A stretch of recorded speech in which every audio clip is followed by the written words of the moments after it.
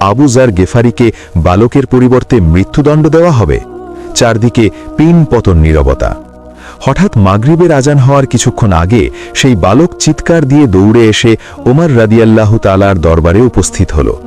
এই দৃশ্য দেখে সাইয়েদেনা ওমর রাদিয়াল্লাহু তাআলা জিজ্ঞাসা করলেন, হে যুবক, তুমি কেন এসেছ? আমি তো তোমাকে আনার জন্য লোক পাঠাইনি। কোন জিনিস তোমাকে ফিরে আনলো?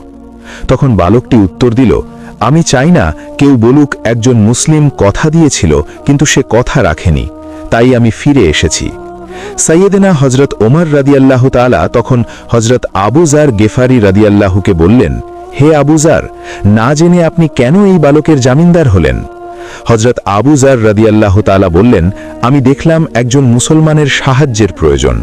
আমি চাই না কেউ বলুক একজন মুসলমানের সাহায্যের প্রয়োজন ছিল কিন্তু কোনো মুসলমান তাকে সাহায্য করেনি।